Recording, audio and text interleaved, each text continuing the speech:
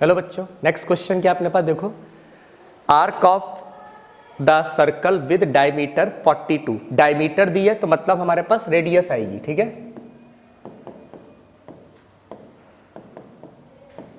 Angle कितना देकर रखा है थीटा का, 60 डिग्री। एरिया पूछा है तुमसे, एक बार माइनर सेक्टर का है और एक बार माइनर सेगमेंट का है, तो डायग्राम बना लेते हैं फटाक से।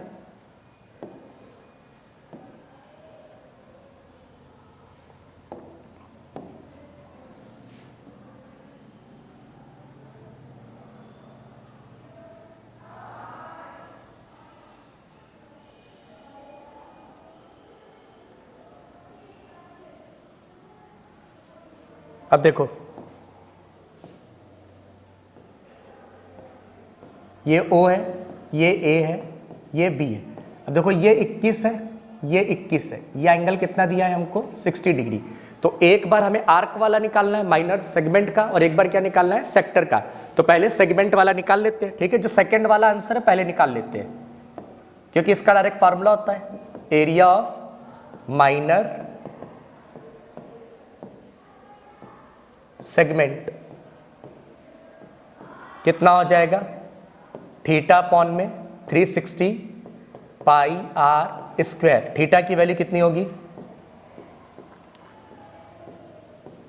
पाई की वैल्यू 22/7, आर की वैल्यू 21 इंटू 21। अब देखो 6, 7 से ये कैंसिल, 3, 6 से ये कैंसिल, 6 ये कैंसिल, 2, 2 से ये कैंसिल, 11, 11 को इससे मल्टीप्लाई करेंगे तो आ जाएगा 2, 3, 1, ठीक है। तो माइनर सेगमेंट आ गया। अब ध्यान से देखो, अगर बच्चों देखो ध्यान से देखा जाए तो ये दोनों एंगल आपस में बराबर होते हैं, और अगर एक एंगल 60 है, दो एंगल आपस में बराबर है, तो ये भी तुम्हारे सामने क्या हो जाएगा 60, 60।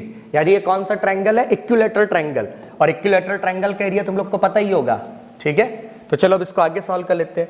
अब हमें क्या निकालना है, एरिया माइनर सेगमेंट।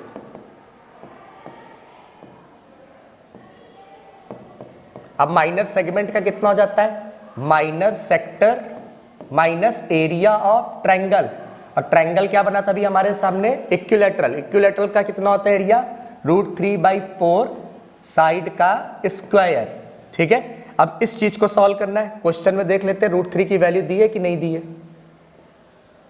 √3 तो नहीं दिया था यहाँ पे, ठीक है। तो अब हम लोग को इसको क्या करना होगा, सॉल्व। चलो देख लेते हैं इसको फटाक से।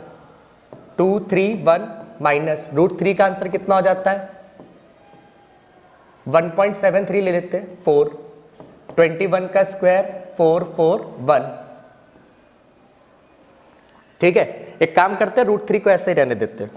जब √3 नहीं दिया है तो उसका मतलब वो √3 के टर्म्स में ही आंसर चाह रहा होगा,